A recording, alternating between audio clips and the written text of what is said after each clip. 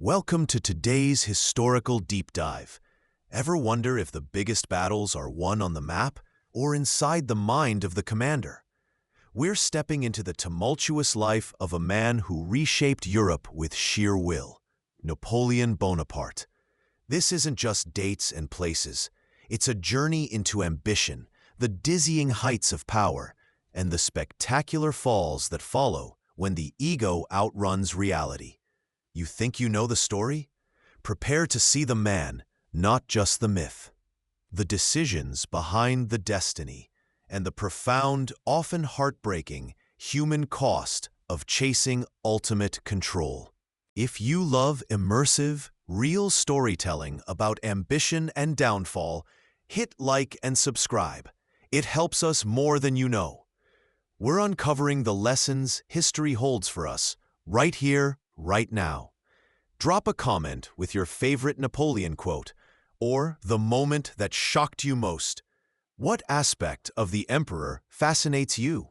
Your engagement fuels these explorations. Let's begin and change the way you think about history. You stand on the eastern bank of the Niemen River in June 1812. The air is thick with the scent of pine, damp earth, and the nervous energy of hundreds of thousands. Behind you stretches a force unlike any the world has ever seen, the Grande Armée. Nearly 700,000 men, gathered from across an empire forged in fire and revolution, speaking a dozen languages, an endless river of steel, leather, and ambition flowing relentlessly into the heart of Russia. The sun glints off polished muskets like a million tiny stars, a fleeting constellation of conquest. The ground vibrates with the steady tramp of feet, the deep rumble of cannons rolling across makeshift bridges, the nervous neighing of 500,000 horses. Banners snap in the gentle breeze, vibrant silks proclaiming the might of the French Empire, the sheer invincibility of its emperor. This is Napoleon's ultimate gamble, a conquest not just of territory, though Moscow is the glittering prize, but of a continent's will, a defiant Russia standing in the path of his complete dominance of Europe. You feel it ripple through the ranks, an intoxicating, dangerous power. The sheer audacity of a single man commanding such a force, aiming to humble an empire simply by its overwhelming scale. It feels unstoppable, an irresistible force, meeting what? The vast, silent emptiness of Russia stretching out before you, a seemingly passive canvas awaiting its fate. But is it passive? Is that silence emptiness, or just patience? This moment embodies the absolute apex of Napoleon's ambition, a dazzling, terrible peak. It is also steeped in the intoxicating delusion that sheer scale, numbers, and willpower can overcome any obstacle, including the sheer, brutal indifference of geography, the crushing weight of an alien climate, and a foe perhaps willing to sacrifice land for time in a way Napoleon, a master of swift, decisive battles, cannot truly comprehend. Ask yourself, was this brilliance, organizing and mobilizing such a force against impossible logistical odds? Or was it pure, unadulterated hubris, believing that past victories guaranteed future ones, that the world would bend forever to his iron will? The most dangerous moment for any leader is often precisely at the peak of their power, when an unbroken string of successes blinds them to new, unconventional challenges. Are you, in your own life, mistaking momentum for invincibility? Is your grandest vision built on underestimating the world's capacity to resist, or simply endure? Napoleon looked east across the Niemen and saw only a road to greater glory. He failed to see the mirror, reflecting back a man who believed his own legend too much. You ride with the vanguard, dust coating your uniform, the sun relentless. Anticipation was a fever in your veins just weeks ago. Dreams of glorious cavalry charges across Polish plains. Decisive battles ending swiftly, decisively. But the plains are empty. Villages stand silent, doors ajar to empty rooms, sometimes smoldering ruins where roofs once were. Fields are not ready for harvest, but scorched, barren earth, mocking your hunger. This isn't the war you trained for. This isn't the glorious collision Napoleon promised. The Russian army, led by Barclay de Tolly and later Kutuzov, refuses to stand and fight pitched battles. They melt away like snow in spring, a mirage always just beyond the horizon. They lure you deeper, deeper into their immense, unforgiving territory, turning the vastness of Russia into a weapon itself. Every step forward is a step further from your supply lines, a step deeper into a land that gives nothing. Supplies, the very lifeblood of the Grande Armée, were planned to be gathered from the land as you advanced, a cornerstone of Napoleon's rapid campaigns. But the land is barren or intentionally devastated. Forage parties return empty-handed or find only ashes. The carefully constructed logistical chain, designed for speed and concentration, begins to stretch and fray, a brittle thread pulled taut across a continent, snapping even before significant contact with the main enemy force. Boredom, a corrosive acid on morale, replaces the anticipated thrill of conquest. The constant marching, the dust, the dwindling rations, a meager soup, a hard biscuit, become the enemy.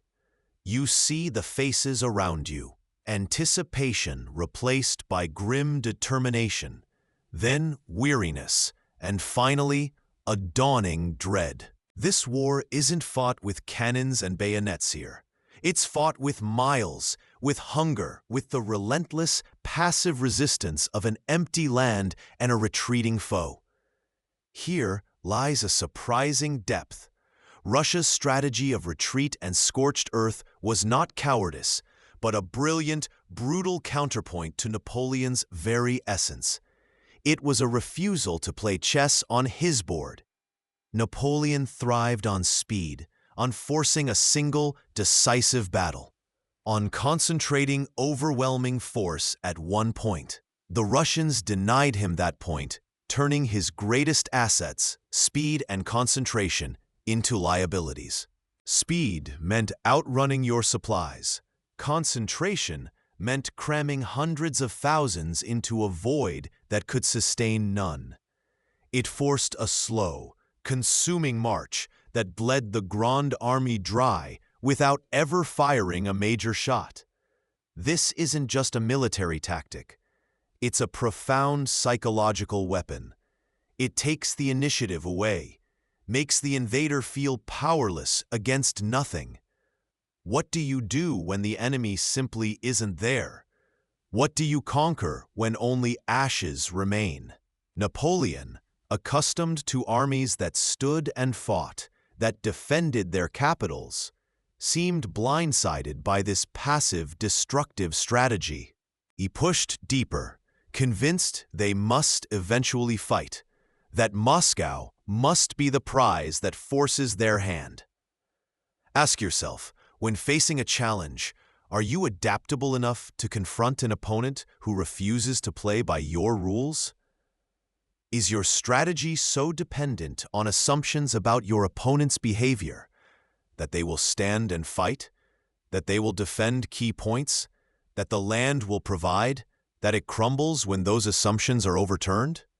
What would you do, standing in Napoleon's boots, the endless horizon receding before you, the planned victory dissolving into dust and hunger? You reach Smolensk. After weeks of endless horizon and dust-choked roads, The ancient walls of the fortress city rise like a promise. This is it, you think. The grand confrontation you've sought. The pitched battle that will break the Russian will, secure your flank, and offer a much-needed winter base. The strategic prize is almost within your grasp. But the air tastes wrong. Acrid smoke hangs low. Not the cookfires of an army preparing for battle, but something larger, more desperate. As your vanguards approach, a stubborn Russian rearguard emerges, fighting just long enough to bleed your forces, to buy precious hours. They contest every street, every gate, but their purpose isn't victory here. It's delay, it's denial. Then, as darkness falls, the inferno truly begins. Flames erupt from the city's heart, licking at the sky, devouring wood and stone with terrifying speed. The Russians are torching their own holy city. They are denying you sustenance, shelter, the very tactical foothold you craved. When you finally ride through the shattered gates, the city is a furnace, a landscape of collapsing roofs and screaming timbers. The strategic gem you fought for is nothing but glowing embers and choking smoke. You see only rubble, hear only the crackle of fire and the groans of wounded men, both yours and the few abandoned Russians. The enemy's main army vanished again, retreating further into the vast, punishing emptiness to the east. A chilling realization settles. This isn't a tactical retreat. It's a scorched earth declaration. They will sacrifice everything, even their ancient cities, to deny you a decisive victory or a secure base. Frustration, a feeling you rarely allow, claws at your throat. This wasn't in the carefully constructed plan. Every step forward is met not with resistance to be overcome, but with emptiness and destruction. An icy unease begins to seep into the edges of the Emperor's usually iron resolve. The enemy you chase isn't fighting by your rules, by the established grammar of warfare. They are writing a brutal, terrifying new chapter. The burning of Smolensk isn't merely the loss of supplies and shelter. It's a profound psychological blow. It is Russia showing its true grim determination, a willingness to inflict immense suffering upon itself, to bleed and starve you. It's a lesson in resolve measured not by the willingness to stand and fight, but by the willingness to suffer unimaginable loss, to deny you your objective. Ask yourself, standing amidst these ashes, what is the ultimate cost of your ambition? Are you truly prepared to pay it? Or is your opponent, the one willing to burn their own world, more resolute than you could ever imagine? The vast plains east of Moscow ripple under a cold September sky. You stand among the Grande Armée, 70 miles from the ancient capital, and finally, the Russians under Kutuzov stand firm. This is Borodino. Dawn breaks not with light, but with the thunder of cannon. An artillery duel on a scale the world has never witnessed. Steel tears air and flesh for hours, a symphony of destruction that grinds away ranks before they even close. You see men vanish in sprays of red mist, battalions melt into confused, screaming crowds. The ground transforms beneath your boots into a sickening mire. Mud, blood, and severed limbs churned together by countless hooves and marching feet. Wave after wave, the French hurl themselves at the Russian fortifications, the Bagratian flesh, the Great Redoubt.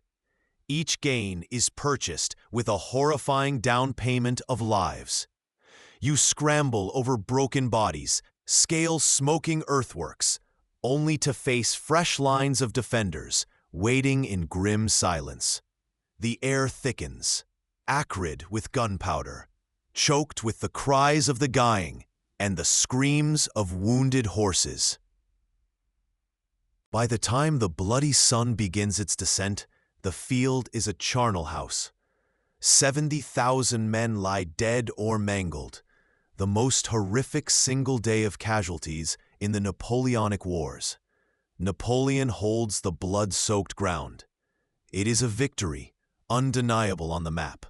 Yet as you watch the Russian columns withdraw, not routing in panicked flight, but marching away in good order, their army still fundamentally intact, a chilling realization settles in. Napoleon himself, physically ill, perhaps struggling with the weight of the day's horror, hesitates. The Imperial Guard, his ultimate weapon, remains uncommitted for the final, decisive push that might have turned retreat into annihilation. He won the field, yes, but not the crushing victory, the decisive blow he so desperately needed. This is Borodino's brutal lesson, a Pyrrhic victory painted in shades of crimson. It demonstrates the terrifying, unsustainable cost of throwing flesh and blood against determined earthworks and massed guns. It also hints at something changing within the emperor, a potential wavering of the absolute conviction, a flicker of hesitation under immense pressure or illness. Ask yourself, is a victory still a victory if the price is so steep it cripples your ability to achieve your ultimate strategic goal? Great leaders understand that winning a battle is not the same as winning the war, especially when your opponent can absorb losses that would shatter a lesser foe and still live to fight another day. You march into Moscow, the legendary city, the heart Napoleon believed held the key to ending this grueling campaign. Your eyes scan the streets, expecting the clamor of a populace awaiting its fate, perhaps fear, perhaps even a grudging welcome. You anticipate the sight of Russian dignitaries, keys to the city gates, the symbolic act of capitulation. You crave the promise of winter quarters, of granaries bursting with food, of a safe haven for the Grande Armée. Battered, but seemingly victorious, this you tell yourself is the moment of ultimate leverage, the strategic prize that will finally force the Tsar to the negotiating table. But silence answers your anticipation. An eerie, unnatural quiet hangs over the city like a shroud. The vast majority of its inhabitants have fled, a ghost population swallowed by the endless Russian plains alongside the retreating army. You ride deeper, the hooves of your horse echoing in empty squares. The grand houses stand vacant, their windows like dead eyes. The granaries are empty, swept bare by retreating hands. Shops are stripped, resources vanished. This isn't a conquered city. It's a beautiful, desolate shell, a mirage that evaporates as you approach. The strategic prize is hollow, a magnificent cage with the bird already flown. The feeling that washes over you isn't triumph, it's disorientation, a profound sense of having captured nothing but air. It's the unsettling realization that you hold the symbol of power, the geographic heart, but possess none of the substance. This was supposed to be the climax, the moment of ultimate leverage, but there is no one here to negotiate with, only silence, dust, and the growing chill of an approaching winter. You've seized the chessboard, only to find your opponent has walked away with the pieces. It is a victory more unsettling, more dangerous than any defeat. Here lies a brutal lesson, delivered not by cannon fire, but by emptiness. Capturing the enemy's capital doesn't guarantee victory if the enemy's true power lies elsewhere, if their will remains unbroken, and if they're willing to sacrifice the symbol to save the substance. Napoleon seized the physical city, the grand trophy, but gained no political or strategic advantage whatsoever. The goal was leverage over the Tsar. He found only vacant rooms and the vast, indifferent emptiness of Russia stretching out before him. Ask yourself, standing here in the silent streets of Moscow, are you in your own pursuits chasing symbols of success rather than the substance? Is your definition of winning aligned with achieving your actual objective, or merely capturing a hollow trophy that looks impressive but holds no real value? Sometimes, the greatest disappointment, the most profound strategic error, comes not from failing to get what you want, but from finally getting exactly what you thought you wanted, only to discover it's utterly, devastatingly empty. The stillness of Moscow was Napoleon's first true taste of this bitter irony. Within days of your grand entry into Moscow, the city begins to burn. It starts subtly, plumes of smoke rising here and there, but quickly escalates. Fires spring up everywhere, leaping from building to building with horrifying speed, fanned by relentless winds. You stand on the walls of the Kremlin, the ancient seat of Russian power that felt like a prize just moments ago, and watch. Below, the city you conquered is consuming itself. Ancient churches, their golden domes now obscured by smoke, are engulfed. Wooden homes, stacked tightly together, become tinder. Vital supplies, the very food and shelter the army desperately needs to survive the coming winter, vanish in the heat and flames. Was it sabotage by Russian citizens, a desperate scorched earth tactic? Did Governor Rostopchin himself order the inferno to deny you comfort and quarter?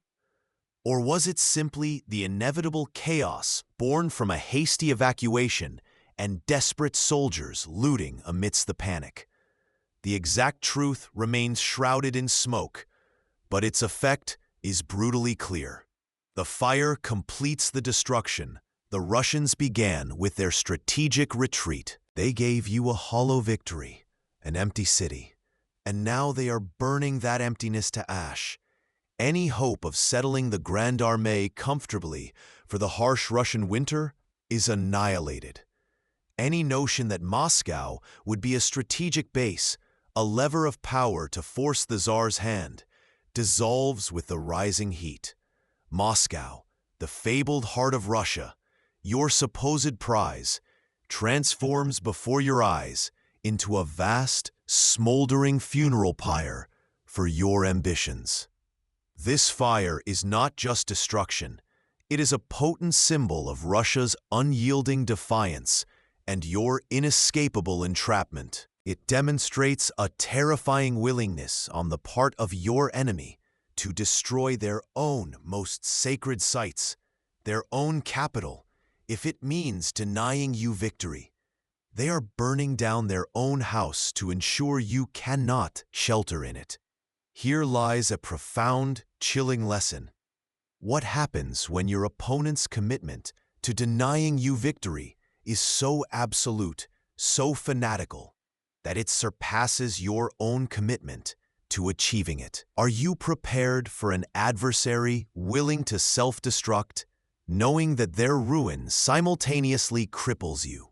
Sometimes, the most powerful weapon an enemy possesses is their willingness to endure unimaginable pain and loss, transforming self-destruction into the ultimate act of strategic denial. As you watch the flames devour Moscow, you grasp the horrifying reality. You have won a city, but you have lost Russia. Surrounded by the ghosts of a burned city, you stand in the silence of the Kremlin. Ash settles on the gilded domes, a gray shroud over imperial dreams. Moscow is yours, a prize taken at immense cost, yet it feels like a trap. You expected a response, a messenger galloping through the autumn chill, carrying Tsar Alexander's capitulation, terms for peace dictated from the heart of his conquered capital. But the silence stretches, day after agonizing day. Your messengers ride out, eastward, into the vast, indifferent plains, carrying offers, ultimatums, pleas disguised as pragmatism. They assume, as you assume, that the capture of Moscow is the decisive blow, the checkmate on the imperial board. Surely any rational ruler would seek to end the suffering now? Surely the Tsar, like you, values order over ruin, a negotiated peace over endless destructive pride. But no reply comes. Only the wind, whispering through the charred remains of the city. Weeks bleed into each other, the early autumn biting deeper, carrying the scent of impending winter. Outside the Kremlin walls, the Grand Army, once the most formidable fighting force in history, begins to fray at the edges. You see the discipline dissolve like mist in the rising sun. Soldiers, idled and hungry, no longer march with purpose. They scavenge, they loot the remaining buildings, their uniforms ragged, their bearing lost. The magnificent machine grinds to a halt, consumed by the despair of inaction. And you, the emperor, remain isolated within the ancient fortress, seemingly unable, or perhaps unwilling, to grasp the chilling reality. The Tsar will not yield. He is driven by something you did not factor in, not pragmatism, but a potent mix of national pride, spiritual conviction, and a deep, burning hatred for you. He is prepared to sacrifice Moscow, to sacrifice land, to endure unimaginable hardship, because his motivations are fundamentally different from yours. You projected your own logic, your own desire for a decisive outcome, onto a man moved by faith and fury. This is Napoleon's critical blind spot in Russia, the failure to comprehend the soul of his enemy. He saw Alexander as a fellow emperor who understood the rules of the game, capture the capital, force terms. But Alexander saw a crusade, a fight for the very soul of Russia against a godless invader. Consider the tragic irony. The man who seized control of his destiny at every turn is now paralyzed, not by an enemy army, but by the simple absence of a letter. He waits, clinging to an expectation that is slowly, irrevocably killing his army. A deeper insight reveals itself. Napoleon, the master manipulator of men and nations, failed because he could not read the heart of just one man, believing Alexander valued what he valued, the tangible assets of power and territory, more than the intangible fire of defiance. Ask yourself, have you ever assumed others were motivated by the same things as you, be it ambition, loyalty, or logic, only to be undone by their entirely different values? Are you projecting your own world onto theirs, missing the critical factors that drive their true decisions? This moment, in the silent, ash-filled halls of Moscow, is a stark, freezing lesson in the peril of that assumption. The golden light of October fades, and the grim truth arrives on the wind, biting cold. Moscow, the prize that felt so close, offers no sanctuary, only empty promises and the creeping dread of winter. For weeks, you have waited, perhaps hoping for a Russian surrender that never came, perhaps simply frozen by the enormity of the situation. But now, as November looms, the undeniable reality sinks its teeth in. The Grande Armée is trapped, unprepared, and starving in a land stripped bare. The order is finally given, not the triumphant march home you envisioned, but a retreat. It is the sound of ambition cracking, the echo of a plan collapsing under the weight of its own impossible scale. The once glittering machine of war, the army that swept across Europe, begins its long, agonizing march west. But this is no military maneuver. It is an unraveling. Carriages groan, not with vital supplies, but with the pathetic, heartbreaking spoils of Moscow. Looted furs, artwork, chandeliers, piled high in a grotesque parody of victory. Imagine it, soldiers freezing, starving, but burdened by the weight of stolen vanity, a desperate caravan of misplaced priorities. This is the army's soul disintegrating, transforming from a fighting force into a fleeing mob, prioritizing plunder over survival. It's a tragic irony painted across the bleak landscape, the ultimate symbol of a campaign that lost its way. The road back is the same one you advanced on, the path of past glory, now a corridor of impending suffering. But it's different now. It is not merely empty. It is ravaged, picked clean by the previous passage, offering no forage, no respite. The optimism that fueled the advance is a ghost on the wind, replaced by a gnawing fear, a desperate scramble against an enemy far more relentless than any czar: the Russian winter itself. The first snowflakes are not a picturesque dusting, but icy daggers, each flake a chilling prophecy of the horrors to come. This decision to retreat marks the official, brutal end of Napoleon's grand design for 1812. It is the pivot point from conquest to catastrophic withdrawal, an admission of failure written not in ink, but in frostbite and starvation. The loaded carriages, this astonishing detail, tell a deeper story than any battlefield report. They signify the moral and practical collapse of the army, the point where military discipline yielded to individual desperation and foolish greed. Consider the weight of that moment, the emperor acknowledging the unthinkable, admitting a plan has failed, especially one you have poured your entire will and empire into, and choosing to cut your losses is perhaps the hardest act of leadership imaginable. Delaying the inevitable, clinging to the hope that something will change, only increased the cost exponentially. The lives lost, carrying pointless loot, the resources squandered, the precious time ticking away, all a testament to the price of pride and indecision. Ask yourself, when do you pivot from pursuing a flawed objective to prioritizing the survival of your people or enterprise? What does it take to look at a disaster you created and say, enough, we must save what we can?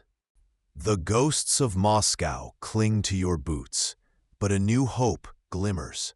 A route south, untouched by the scorched earth policy, rumored to hold untapped reserves of food and shelter. This is the army's desperate prayer, a turn away from the grim path back through utter devastation. But the Russians foresee this move, blocking the way at a small, unassuming town, Maloyaroslavets. Here, the retreat turns into a furnace. This isn't a grand maneuver. It's a brutal, house-to-house brawl, a desperate clawing for control in narrow streets and burning buildings. The town changes hands 8 times in a single day, a testament to the ferocity of the fighting. You can hear the screams, smell the smoke and blood, feel the sheer exhaustion in the air. This isn't the glory of Austerlitz. It's the desperate, primal struggle for survival. Casualties mount at a horrifying rate, a meat grinder chewing through what remains of the Grande Armée's strength. In the chaos, a moment of chilling vulnerability. A band of Cossacks breaks through, surging towards the command post. For a terrifying instant, the emperor himself is within reach of capture, saved only by the swift action of his guards. The near miss is a stark reminder that even at the center of this storm, you are not invincible. By the end of the day, the French technically hold the smoldering ruins of Maloyaroslavets, a tactical victory, but the cost is immense, and the message delivered is unmistakable.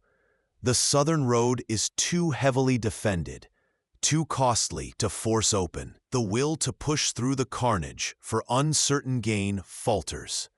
And so, the order is given, turn back. The army is forced onto the northern route, the same path it advanced upon months ago, now stripped bare, haunted by the skeletons of its own journey. Maloyaroslavets, though won, becomes the strategic dead end, sealing the army's fate to face starvation, exposure, and relentless harassment on a road already consumed. This battle reveals a critical vulnerability, perhaps a surprising facet of your own psyche at this moment, the immediate personal brush with danger. The sheer savagery of the Maloyaroslavets fight overrides the cold, strategic logic of finding supplies. A tactical win, purchased at horrific cost, drives you onto the path of certain strategic defeat. It highlights a crucial, often overlooked dynamic in leadership, the point where immediate threat perception blinds you to the larger, necessary goal. The town is taken, yes, but the road to survival is lost. Consider this. Was this decision born of strategic necessity after the battle's revelation, or a momentary lapse in nerve, a visceral reaction to the bloodshed and personal danger? Maloyaroslavets poses a brutal question. Are you capable of absorbing a painful, tactical defeat if it's the only way to preserve your vital strategic options? Or does the instinct to always win, even the small fights, lead you down a path with no future? The true enemy reveals itself not on any battlefield you've ever known, but in the very air you breathe, the ground you walk on. It is winter, a brutal, vengeful force that descends without warning, swallowing the landscape whole. The temperature doesn't just drop, it plummets, becoming a physical, aching presence that grips you to the bone. Snow falls incessantly, blurring the world into a desolate expanse of white and gray. The wind howls a mournful dirge, cutting through threadbare uniforms. You see men, once proud soldiers of the Grande Armée, simply lie down in the snow and freeze to death in their sleep, too exhausted to care, too cold to move. Horses, the engine of the army, collapse by the thousand, their carcasses quickly consumed by those desperate enough to eat frozen flesh. Your fingers and toes turn black, hard as stone, the relentless frostbite claiming limbs piece by painful piece. Hunger becomes a constant, gnawing agony, a phantom pain more real than any wound. Discipline, the bedrock of this conquering force, evaporates like mist in the sun. You witness soldiers, comrades, turn on each other, fighting like wild animals over a scrap of bread or a handful of frozen potatoes. The Grande Armée, the instrument of Napoleon's boundless ambition, ceases to exist as a cohesive unit. It dissolves into desperate, shuffling columns of starving, freezing individuals, ghosts of their former selves, hounded relentlessly by opportunistic Cossacks and vengeful partisans who emerge from the trees to strike and vanish. You see horrors that defy description, sights that will forever be etched into the frozen corners of your memory. Napoleon, the master strategist, the man who bent continents to his will, stands largely impotent against this foe.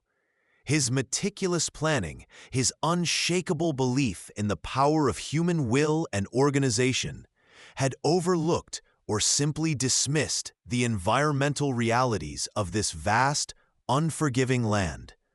He believed his genius, his army, could conquer all, even the seasons. Here is the tragic irony, the profound insight. Nature proved to be a more formidable adversary than any coalition of empires. Napoleon's arrogance towards the fundamental forces outside of his control, the climate, the sheer scale of the terrain, the indomitable spirit of a people defending their homeland, was a recipe for disaster. Ask yourself, was this campaign brilliant in its conception, but impossible in its execution? Or was it hubris from the start, a failure to respect forces that demanded adaptation, caution, perhaps even avoidance? Some challenges cannot be overcome by sheer force. They demand respect, adaptation, and sometimes the wisdom to know when you are beaten not by men, but by the world itself. The winter does not negotiate. The frost gnaws at your bones, a relentless enemy far crueler than any Cossack. But it is not the cold that truly decimates the Grand Army now. It is the gnawing void in your gut, the constant ache of hunger that turns men into scavenging animals. You watch them.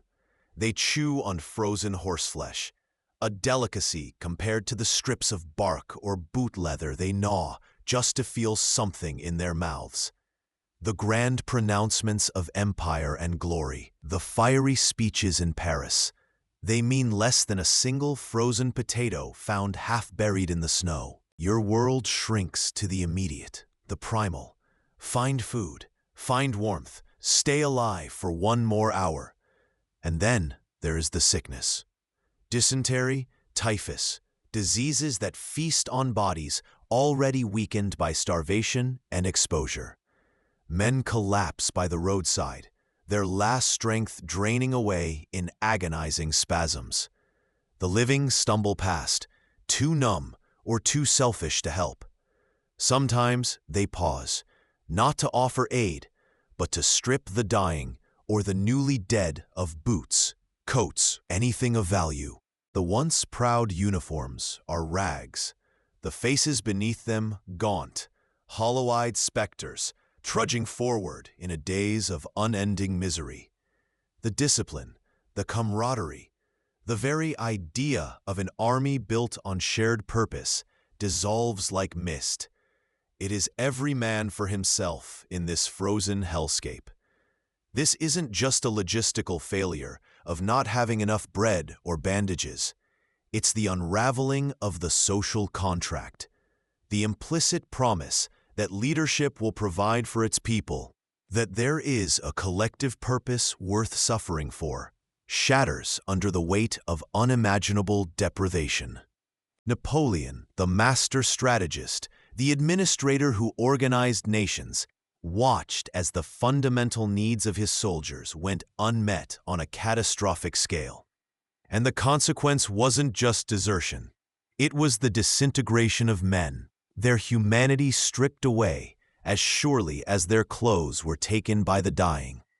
Ask yourself, when the basic pillars of existence, food, shelter, health, crumble, what remains of loyalty? What becomes of grand ambition when survival is the only goal? Is it possible to command men who have nothing left to lose but their own wretched lives, and barely care even about that? This horrific march wasn't just a defeat.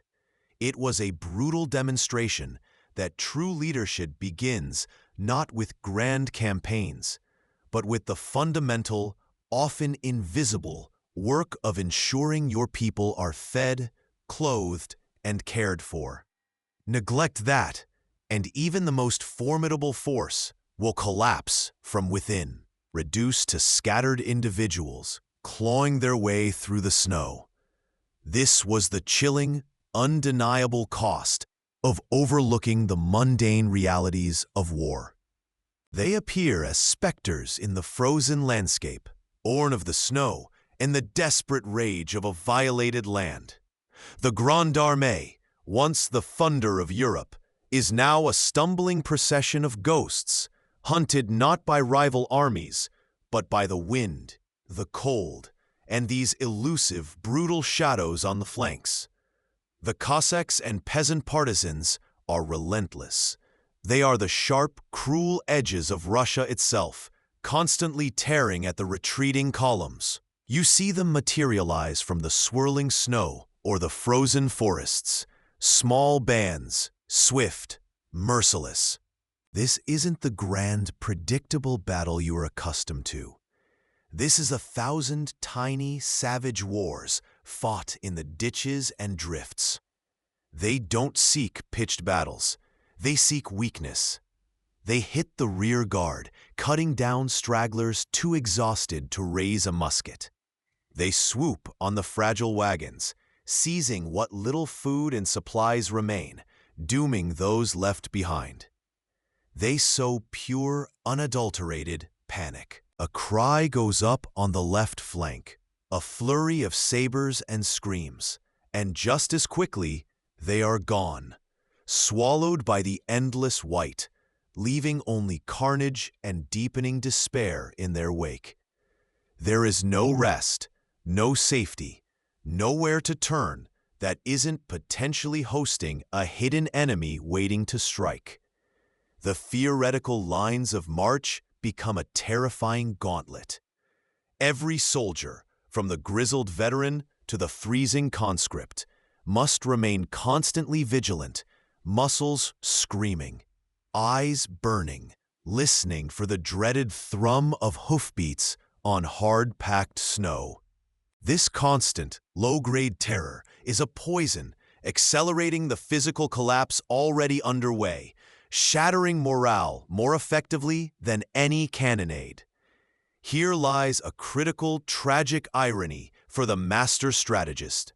His magnificent, conventional military machine, built to conquer empires on grand battlefields, is being systematically dismantled by forces he perhaps viewed as primitive or undisciplined.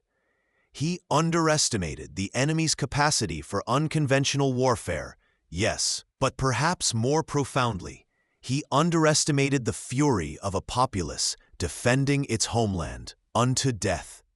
The Cossacks, the farmers with pitchforks, they weren't fighting for territory or glory. They were fighting for their lives, their villages, their snow-covered earth. Their resistance was raw, elemental, and utterly alien to the structured logic of Napoleonic warfare. This relentless harassment was not a strategic defeat in the traditional sense.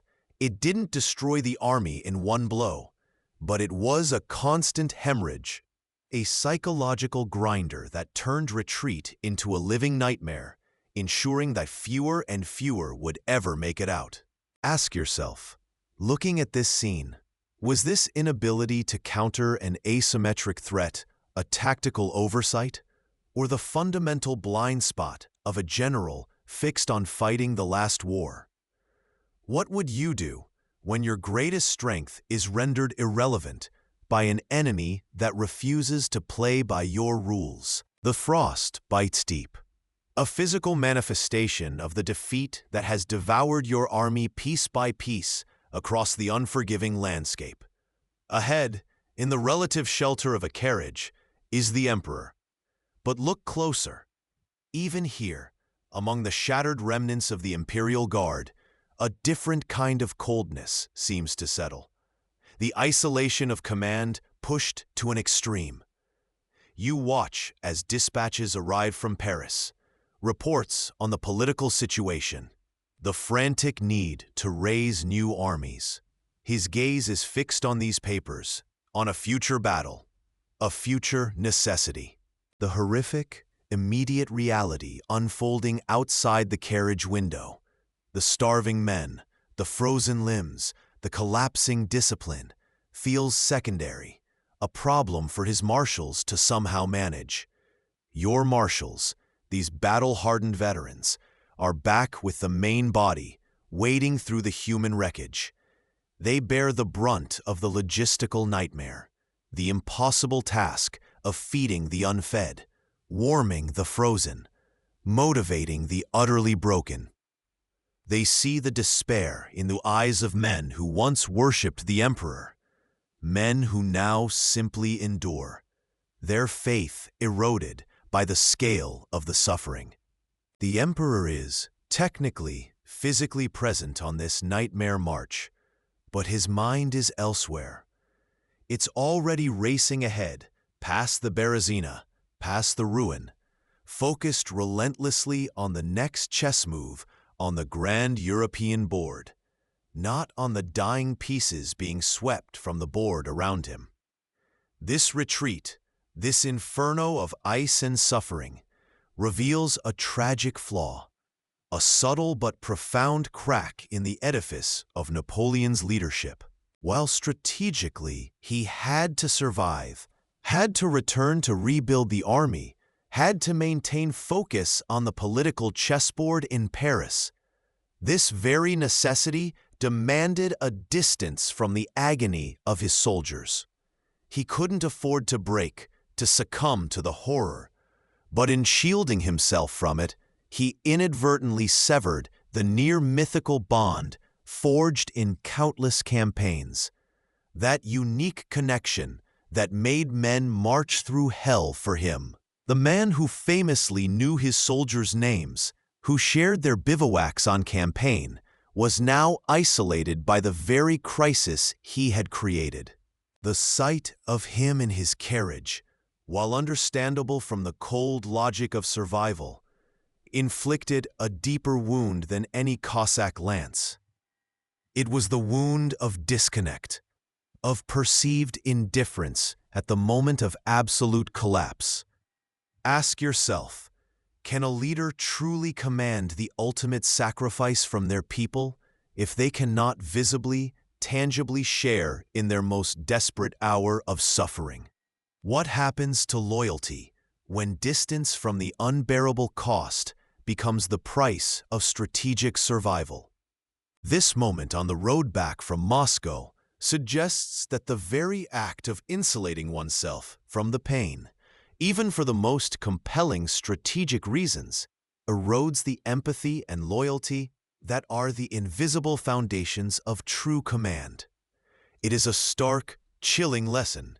Distance from the suffering and sacrifice of those under your command inevitably corrodes the bond, leaving behind not just weary soldiers, but disillusioned followers.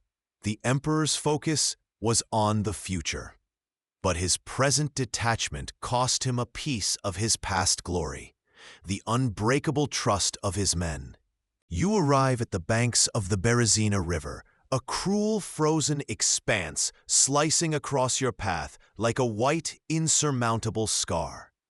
The air bites with a cold that seems to gnaw at your very bones, a relentless, suffocating chill that has been your constant companion, your enemy, for weeks. Ahead lies the river, wide and unforgiving. Behind you, the phantom of Moscow lingers like a curse. But the most immediate threats are closing in. Two Russian armies, like jaws of a trap, are converging from the north and south. It is here, at this freezing, desolate river, that the tattered, starving remnants of the Grande Armée face not just defeat, but utter, complete annihilation. This is the climax of the nightmare, the final, desperate bottleneck where survival is measured in inches and seconds. Napoleon, watching the pincers close, knows this is the ultimate gamble. His strategic brilliance, honed over 2 decades, is now reduced to a single, desperate hope. Bridge the impassable water before the enemy crushes his army against it, against unimaginable odds, through incredible acts of engineering and a desperate, almost suicidal bravery from the pontooniers, particularly the legendary Dutch engineers from Captain Corbett's company. Temporary pontoon bridges are somehow, miraculously, thrown across the freezing currents. It's a race against time, against ice floes crashing into the fragile structures, and against the ever-nearing sound of enemy cannons. What follows is not a battle in the traditional sense, but a scene of apocalyptic horror, a brutal Darwinian filtration process. As soon as the first flimsy spans are ready, chaos erupts. It's a desperate, every-man-for-himself scramble across the narrow bridges. Soldiers, civilians, women, children who had followed the army all surge forward in a blind panic. Under relentless enemy fire and the terrifying groaning and cracking of the ice and bridges, the crossing becomes a maelstrom of terror. Wagons overturn, blocking the path. The press of bodies becomes a crushing force. Thousands drown, falling through gaps or from collapsing sections, swallowed by the freezing water. Others are crushed beneath the stampede, left behind on the blood-stained banks, surrendering or simply freezing to death in the snow. It is a legend of suffering, a testament to the depths of human desperation when the veneer of order collapses entirely. Yet, amidst this horror, flashes of selfless courage shine. The engineers working until they drop, sacrificing themselves to keep the bridges intact a little longer, enabling just a few more to survive. This isn't a glorious stand or a tactical masterpiece. It's a brutal test of will, a desperate struggle for survival against overwhelming odds, engineered by a retreat gone horribly wrong. The Berezina highlights both moments of incredible, almost mythical heroism, like the engineers deliberately destroying their own bridges to prevent Russians crossing, knowing it meant sealing the fate of thousands still on the wrong bank, and the raw, ugly truth of human nature under extreme duress. It demonstrated that the army, though shattered, still possessed an incredible, primal will to survive, a resilience forged in fire and ice. Yet here lies the tragic irony. These awe-inspiring acts of last-ditch heroism are the direct, bitter consequence of fundamental strategic failure. The failure to prepare for the Russian winter, the failure to secure supply lines, the failure to know when to retreat. The few who make it across are ghosts, forever marked by the horror of the river. They carry not victory, but the grim, heavy burden of survival. Reflect on this. Even in the face of utter catastrophe, human resilience and flashes of selfless courage can emerge, providing tiny pinpricks of light in the darkness. However, relying on such last-ditch sacrificial heroics is always a consequence of profound strategic failure. What preventable crises are you setting yourself or your organization up for by ignoring the hard realities, by pushing too far, by failing to build the necessary bridges of preparation and foresight before you reach the freezing river? The Berezina is a stark reminder that the most heroic rescues are needed only when the fundamental plans have already failed catastrophically. The cold bites deeper now, a physical enemy as relentless as the Cossacks nipping at the flanks. You are part of the retreating column, a ragged line stretching back into the desolate, snow-choked landscape of Russia. The order filters down the ranks, chilling you more than the frost. Accelerate. Only the strongest can keep pace. And so the terrible winnowing begins. At every village, every frozen roadside, you see them. Soldiers, yesterday your comrades. Sit slumped against snowdrifts or lean weakly against skeletal trees. Some are crippled by frostbite, limbs turning black and brittle. Others are simply starved, utterly spent, their bodies unable to take another step. Their eyes follow you, pleading, hollow, full of a betrayal more profound than any battlefield defeat. You march past. You have to. Promises are murmured. Aid will follow. We will send help. Lies whispered into the icy wind, meant perhaps to soothe the speaker as much as the doomed listener. They both know the truth. No help is coming. The column pushes on.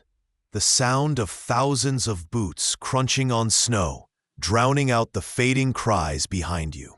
This is the raw, brutal arithmetic of survival when empires crumble. The needs of the many, the few who might yet be saved, must outweigh the fates of the thousands who cannot. This wasn't an act of malice from a single cruel heart. This was the terrible, dispassionate logic of desperation.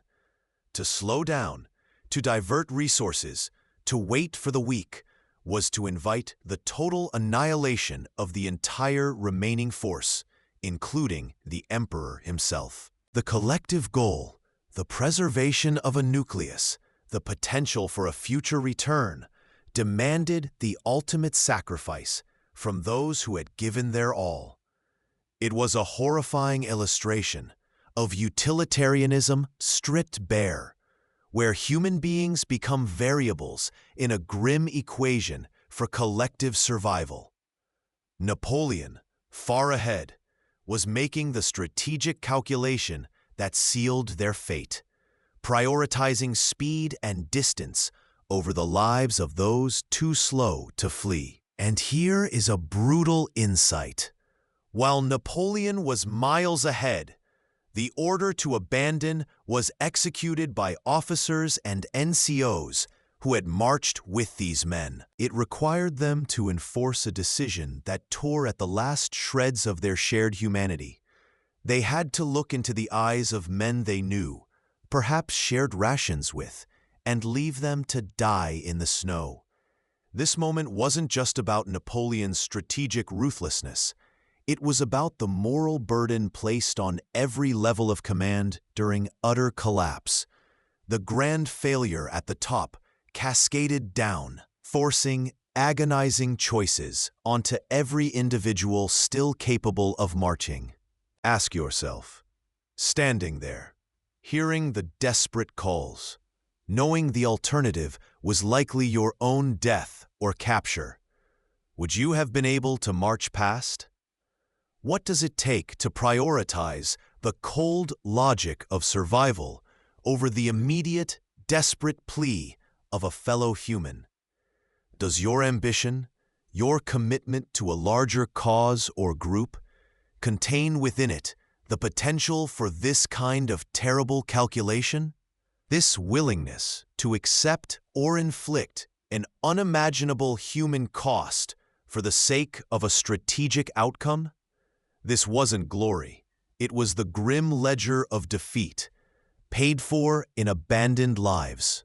The frigid air bites at your skin as you huddle deep within the furs.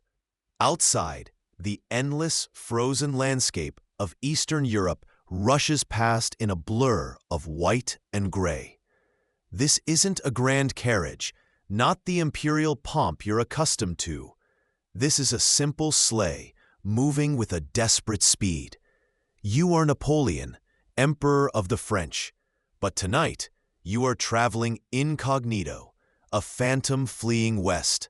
It is early December 1812, and you are leaving your Grande Armée behind, shattered and freezing in the heart of the collapsing Russian campaign.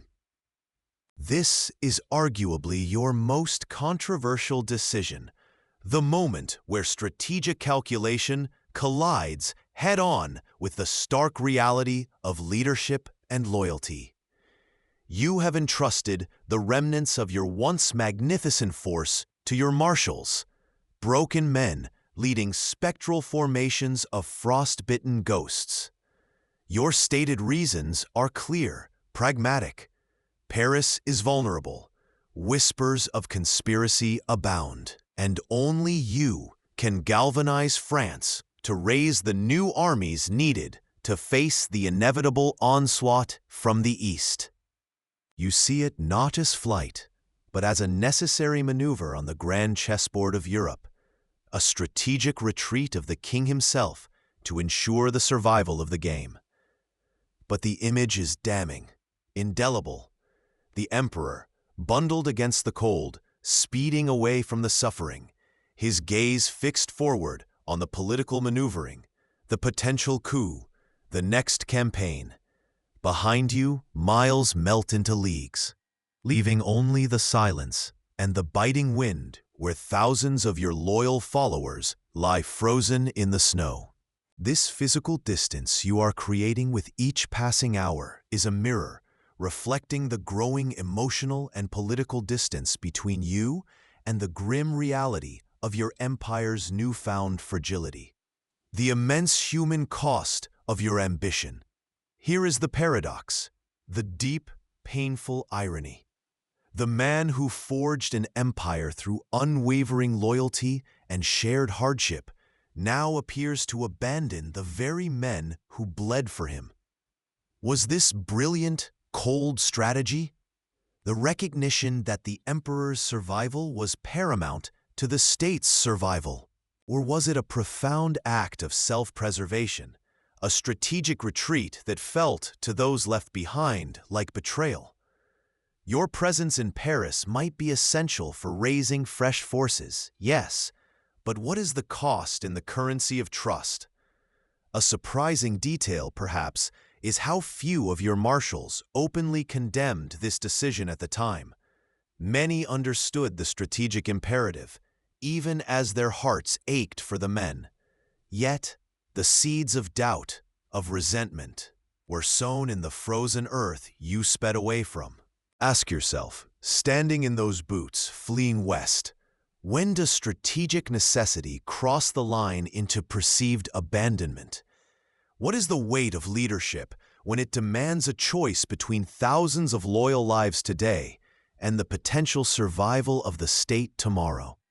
This dash for Paris secured your throne for a time, allowed you to conjure new armies from the soil of France. But it left an indelible stain on your legacy, a chilling testament to the cost of prioritizing the survival of the ruler over the immediate needs of the ruled, eroding the fragile foundation of loyalty upon which even the mightiest empires ultimately rest. The sleigh speeds on, a dark shape against the white, carrying the weight of a collapsing world. You stand on the frozen plains, now silent save for the wind whistling over scattered debris and countless unmarked graves. Of the nearly 700,000 who marched in June, perhaps 50,000 return as a recognizable military force. The rest are dead, captured, or scattered across Europe. This wasn't just a military defeat. It was an annihilation of men, horses, supplies, and, critically, the aura of invincibility surrounding Napoleon. The Russian campaign was the wound from which his empire would never fully recover, leading directly to the formation of the coalition that would eventually dethrone him. It stands as history's starkest warning against overreach. This epic disaster teaches a timeless lesson. Ambition, unchecked by realism, humility, or respect for forces beyond your control, is not a path to greatness, but a road to ruin. Napoleon's genius was undeniable, a lightning strike of tactical and strategic brilliance. But his hubris in believing he could command nature and the indomitable will of a people proved his undoing. His failure wasn't just in logistics or tactics on the retreat, though those were catastrophic, but in the fundamental misjudgment at the outset, the belief that the scale of his ambition justified the scale of the gamble, regardless of the odds or the cost. It's a chilling insight. The most brilliant mind can be blindfolded by its own arrogance. Ask yourself, where in your own life, your own aspirations, might you be facing your own Russia? Are you pressing forward on sheer willpower against insurmountable obstacles, Convinced that your destiny overrides reality? What vital, uncomfortable truths about your limitations, your resources, or your environment are you ignoring in pursuit of your grand objective? History whispers warnings in the wind on the plains of Russia. It tells us that the line between aspiration and devastation is thinner than we think. Greatness requires ambition, yes, but ultimate success demands wisdom, restraint, and the self-awareness to know when enough is not just enough, but necessary. Napoleon himself, reflecting in exile, perhaps understood this cruel truth, though he rarely admitted his own fault directly. He once said, with a chilling mix of self-pity and continued grandiosity, "From the sublime to the ridiculous is but a step." In the snows of Russia, he took that step, and the world watched his empire stumble towards its end. Slow your breath now. Feel the weight of that loss, that profound miscalculation. History isn't just a sequence of events. It's a mirror reflecting the enduring truths of human nature. The frozen wastes of Russia are not merely a historical footnote, but a silent testament to the power of forces beyond even the greatest individual's command, the unforgiving power of nature, and the unyielding spirit of a people defending their home. The wisdom we gain from studying this catastrophe isn't just about grand strategy, but about the internal battles we fight with our own desires. It's a lesson that the ultimate test of leadership and of character is not how high you can soar, but how well you understand the limits of gravity. In the end, it wasn't the battlefield that defeated him. It was believing he could command the storm itself.